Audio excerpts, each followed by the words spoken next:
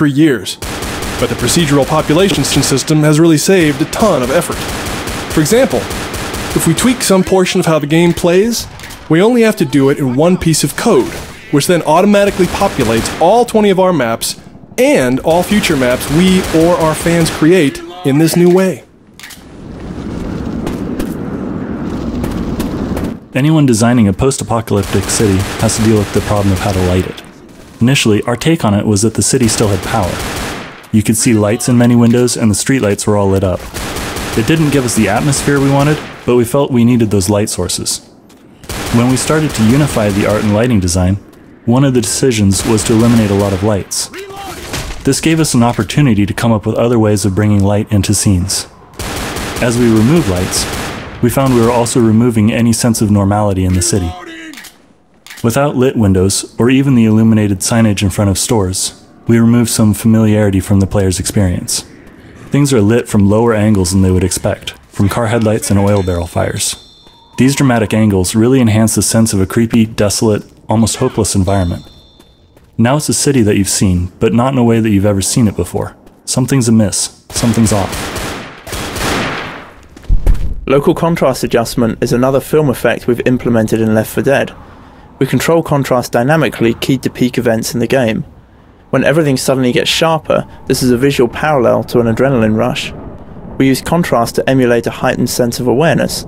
While players may not be consciously aware of these effects, they eventually come to associate subtle changes in visual presentation with shifts in the game's intensity.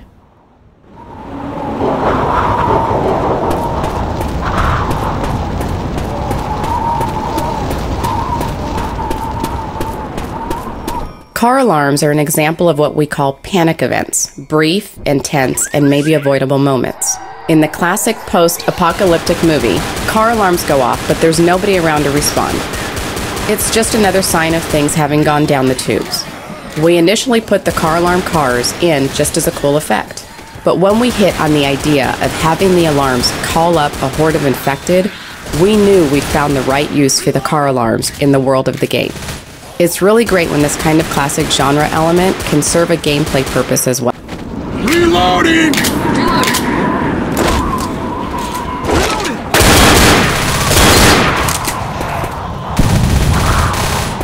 Buildings by nature tend to be pretty square, and if there's a well-lit building with a dark sky behind it, you clearly see the squareness of the building, no matter how many AC units, chimneys, or other interesting shapes are stuck on top of it. So what we did here was flip the typical lighting scheme and put a bright sky behind dark buildings. Suddenly, the pipes and chimneys blend into the building's silhouette. Now, instead of seeing individual details like the AC units, you're seeing a much more complex, organic-looking skyline in the background.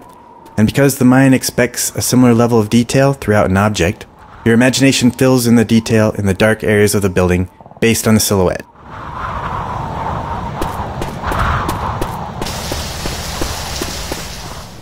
Early versions of Left 4 Dead allowed more skillful players to run off on their own without much fear of deadly consequences, bobbing and weaving around the infected before they could react. The addition of player slowdown, when hit by a common infected, severely reduced the player's ability to simply run straight through the horde. More importantly, the Hunter Pounce and Smoker Hang presented fatal situations for a player on his own. These additions instilled the fear of being alone in even the most seasoned of FPS players, reinforcing the value of tight teamwork. Keep them out! Lock that door! Hell yeah!